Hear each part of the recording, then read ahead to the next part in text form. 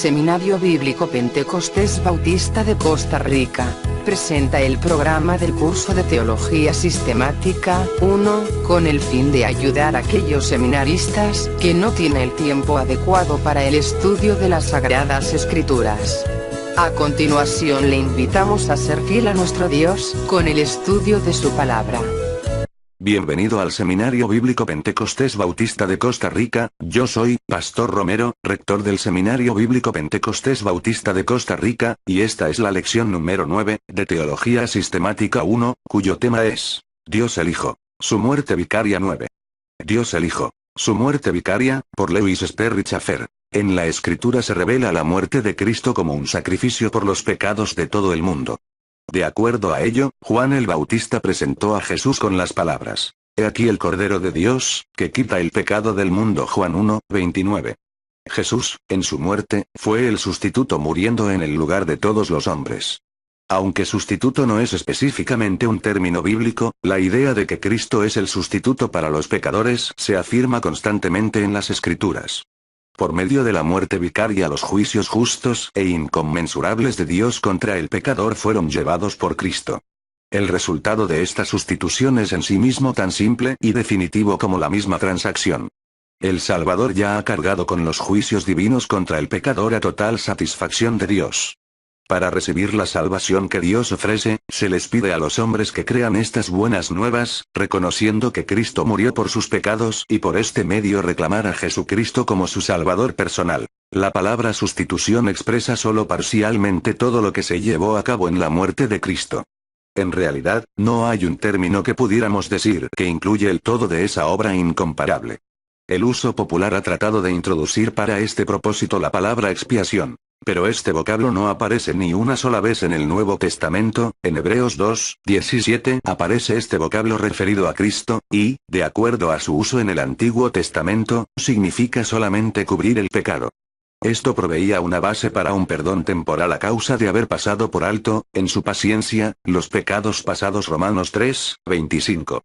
Aunque en los tiempos del Antiguo Testamento se requería nada más que el sacrificio de un animal para el remitir, literalmente tolerar, pasar por alto, Romanos 3, 25, y el disimular, literalmente pasar por alto sin castigo, Hechos 17, 30, de los pecados, Dios estaba, no obstante, actuando en perfecta justicia al hacer este requerimiento, puesto que él miraba hacia la manifestación de su Cordero, el cual vendría no solamente a pasar por alto o cubrir el pecado, sino a quitarlo de una vez y para siempre. Juan 1, 29.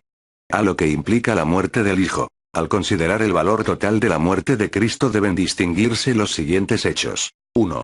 La muerte de Cristo nos da seguridad del amor de Dios hacia el pecador. Juan 3, 16. Romanos 5, 8. Primera de Juan 3, 16. 4, 9. Y en adición a esto hay, naturalmente, una acción refleja o requerimiento moral que se proyecta, a través de esta verdad tocante al amor divino, sobre la vida de los redimidos. 2 de Corintios 5, 15. 1 de Pedro 2, 11, 25. Pero no debe olvidarse que toda demanda referente a la conducta diaria no se dirige nunca a los inconversos, sino a los que ya son salvos en Cristo. 2. La muerte de Cristo es una redención o rescate pagando las demandas santas de Dios para el pecador y para liberar al pecador de la justa condenación. Es significativo que la palabra discriminadora por significa en lugar de o en favor de, y es usada en cada pasaje en el Nuevo Testamento donde se menciona la muerte de Cristo como un rescate. Mateo 20, 28. Marcos 10, 45. 1 de Timoteo 2, 6. La muerte de Cristo fue un castigo necesario, el cual él cargó por el pecador. Romanos 4, 25. 2 de Corintios 5, 21. Gálatas 1, 4. Hebreos 9, 28. Al pagar el precio de nuestro rescate, Cristo nos redimió. En el Nuevo Testamento se usan tres importantes palabras griegas para expresar esta idea. 1. Agorazo, que quiere decir comprar en un mercado. Agora significa mercado. El hombre, en su pecado, es considerado bajo la sentencia de muerte. Juan 3, 18, 19. Romanos 6, 23, un esclavo vendido bajo pecado. Romanos 7, 14, pero en el acto de la redención es comprado por Cristo a través del derramamiento de su sangre. 1 de Corintios 6, 20. 7, 23. 2 de Pedro 2, 1. Apocalipsis 5, 9. 14, 3, 4. 2. Exagorazo, que significa comprar y sacar del mercado de la venta, lo que agrega el pensamiento no solo de la compra, sino también de que nunca más estará expuesto a la venta, Gálatas 3, 13. 4, 5. Efesios 5, 16. Colosenses 4, 5, indicando que la redención es una vez y para siempre. 3. Lutro, dejar libre Lucas 24, 21. Tito 2, 14. 1 de Pedro 1, 18. La misma idea se encuentra en el vocablo lutrosis, Lucas 2, 38. Hebreos 9, 12, y otra expresión similar, epoiesen lutrosin, Lucas 1, 68, y otra forma usada frecuentemente, apolutrosis, indicando que se libera a un esclavo, Lucas 21, 28. Romanos 3, 24. 8, 23. 1 de Corintios 1, 30. Efesios 1, 7, 14. 4, 30. Colosenses 1, 14. Hebreos 9, 15. 11, 35. El concepto de la redención incluye la compra, el quitar de la venta, y la completa libertad del rescate individual a través de la muerte de Cristo y la aplicación de la redención por medio del Espíritu Santo. Así, también, la muerte de Cristo fue una ofrenda por el pecado, no semejante a las ofrendas de animales presentadas en tiempos del Antiguo Testamento, las cuales podían solamente cubrir el pecado, en el sentido de dilatar el tiempo del justo y merecido juicio contra el pecado. En su sacrificio Cristo llevó sobre su cuerpo en el madero nuestros pecados, quitándolos de una vez y para siempre, Isaías 53, 7, 12. Juan 1, 29. 1 de Corintios 5, 7. Efesios 5, 2. Hebreos 9, 22, 26. 10, 14. 3. La muerte de Cristo está representada en su parte como un acto de obediencia a la ley que los pecadores han quebrantado, cuyo hecho constituye una propiciación o satisfacción de todas las justas demandas de Dios sobre el pecador. La palabra griega hilasterión se usa para el propiciatorio Hebreos 9, 5, el cual era la tapa del arca en el lugar santísimo, y que cubría la ley en el arca. En el día de la expiación, Levíticos 16, 14, el propiciatorio era rociado con sangre desde el altar y esto cambiaba el lugar de juicio en un lugar de misericordia, Hebreos 9, 11, 15. De manera similar, el trono de Dios se convierte en un trono de gracia, Hebreos 4, 14, 16, a través de la propiciación de la muerte de Cristo. Una palabra griega similar, hilasmos, se refiere al acto de propiciación, 1 de Juan 2, 2. 4, 10. El significado es que Cristo, muriendo en la cruz, satisfizo completamente todas las demandas justas de Dios en cuanto al juicio para el pecado de la humanidad.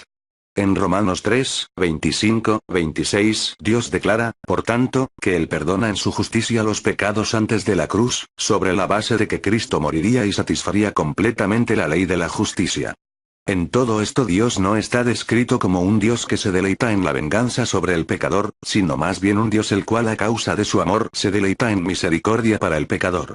En la redención y propiciación, por lo tanto, el creyente en Cristo está seguro de que el precio ha sido pagado en su totalidad, que él ha sido puesto libre como pecador y que todas las demandas justas de Dios para el juicio sobre él debido a sus pecados han sido satisfechas. 4. La muerte de Cristo no solo satisfizo a un Dios santo, sino que proveyó las bases por medio de las cuales el mundo fue reconciliado para con Dios. La palabra griega katallaso, que significa reconciliar, tiene en sí el pensamiento de traer a Dios y al hombre juntos por medio de un cambio cabal en el hombre. Aparece frecuentemente en varias formas en el Nuevo Testamento, Romanos 5, 10, 11, 11, 15, 1 de Corintios 7, 11. 2 de Corintios 5, 18, 20. Efesios 2, 16. Colosenses 1, 20, 21. El concepto en cuanto a reconciliación no significa que Dios cambie, sino que su relación hacia el hombre cambia debido a la obra redentora de Cristo. El hombre es perdonado, justificado y resucitado espiritualmente al nivel donde es reconciliado con Dios. El pensamiento no es que Dios sea reconciliado con el pecador, esto es, ajustado a un estado pecaminoso, sino más bien que el pecador es ajustado al carácter santo de Dios. La reconciliación es para todo el mundo, puesto que Dios redimió al mundo y es la propiciación para los pecados de todo el mundo, 2 de Corintios 5, 19. 2 de Pedro 2, 1. 1 de Juan 2, 1, 2. Tan completa y de largo alcance es esta maravillosa provisión de Dios en la redención, propiciación y reconciliación, que las Escrituras declaran que Dios no está ahora imputando el pecado al mundo. 2 de Corintios 5, 18, 19. Efesios 2, 16. Colosenses 2, 20. 5. La muerte de Cristo quitó todos los impedimentos morales en la mente de Dios, para salvar a los pecadores en los que el pecado ha sido redimido por medio de la muerte de Cristo. Dios ha sido satisfecho y el hombre ha sido reconciliado con Dios. No hay más obstáculo para Dios en aceptar libremente y justificar a cualquiera que cree en Jesucristo como su Salvador. Romanos 3, 26. A partir de la muerte de Cristo, el infinito amor y poder de Dios se ven libres de toda restricción para salvar, por haberse cumplido en ella todos los juicios que la justicia divina podría demandar contra el pecador. No hay nadie en todo el universo que haya obtenido más beneficio que Dios mismo en la muerte de su amado Hijo. 6. En su muerte, Cristo llegó a ser el sustituto que sufrió la pena o castigo que merecía el pecador. Levítico 16, 21. Isaías 53, 6. Lucas 22, 37. Mateo 20, 28. Juan 10, 11. Romanos 5, 6, 8. 1 de Pedro 3, 18. Esta verdad es el fundamento de certidumbre para todo aquel que se acerque a Dios en busca de salvación.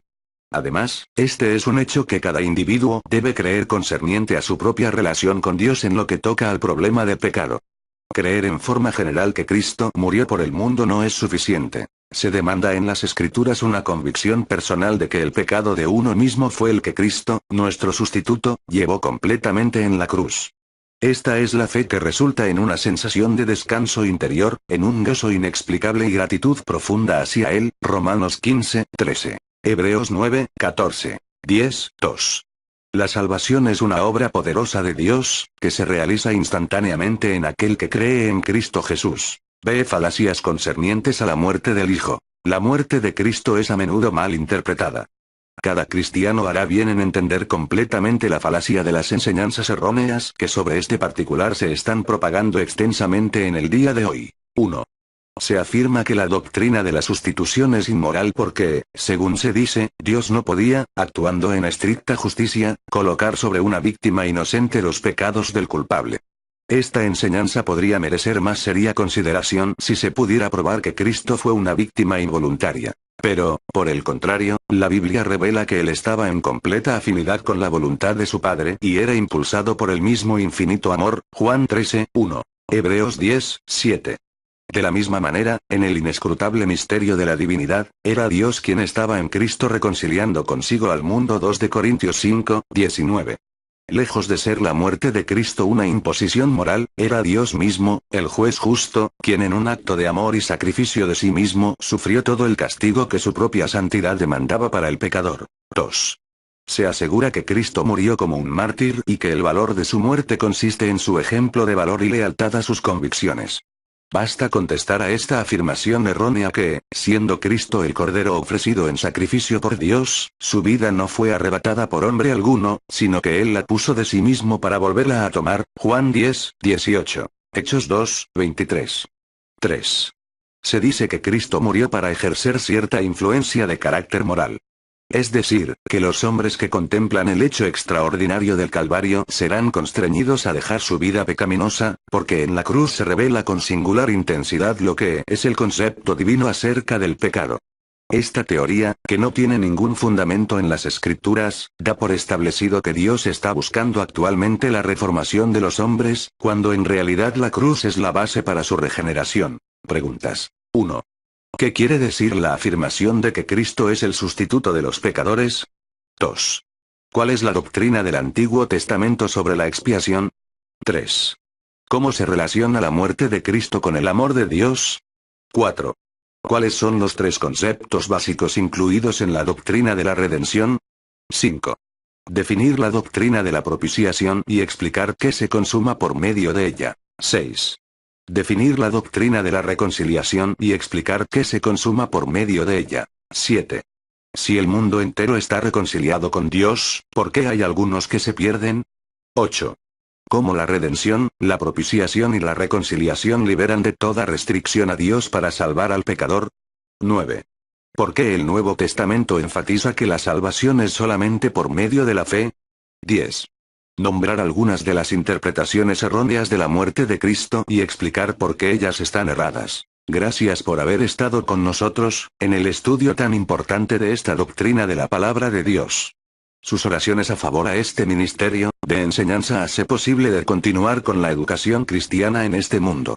Seminario Bíblico Pentecostés Bautista de Costa Rica, presento el programa del curso de Teología Sistemática 1. Le invitamos a escucharlo nuevamente en nuestra próxima lección de este curso. Recuerde el modo de someter tareas. Todas las tareas son enviadas por correo electrónico sbpbcr@mail.com a nuestro Seminario Bíblico Pentecostés Bautista de Costa Rica. Para otorgarle el certificado de reconocimiento del curso, hacer un pequeño estudio de 3-10 páginas sobre el tópico deseado. El alumno puede imprimir los cuadernos de trabajo o simplemente guardarlos en uno de los programas que tiene disponible para poder accesarlos en cualquier instante. Estas tareas deben de cumplir con los datos de la hoja de control de lectura evaluativa. Hoja de control de lectura evaluativa. La hoja de control de lectura no es para controlar que se cumplan las lecturas por cumplirlas, sino para pretender introducirnos profundamente en cada postura. Esta hoja nos ayudará a medir la profundidad de nuestra evaluación con el propósito de hacerlo cada vez mejor. La hoja contiene las siguientes partes. 1. Datos bibliográficos. Nombre del autor, título de la obra o artículo, casa editora, año y páginas. 2. Resumen de contenido. En propias palabras, resumir lo que plantea el autor, no se evalúa ni se critica la postura del autor, solo se resume. 3. Evaluación de lectura. Aquí usted debe manifestar los puntos y aspectos en los cuales está de acuerdo y en los que está argumentando su posición. Si no está de acuerdo, ¿por qué no está de acuerdo? También debe contener el nombre completo del alumno, ciudad y país, y la institución, la materia o curso estudiado y la fecha. Esta tarea debe ser enviada al terminar el curso, juntamente con la solicitud del certificado. Recuerde que la Escritura dice, aprovechando bien el tiempo, porque los días son malos, Efesios 5:16. Que Dios le haya bendecido grandemente por medio de su palabra. Amén.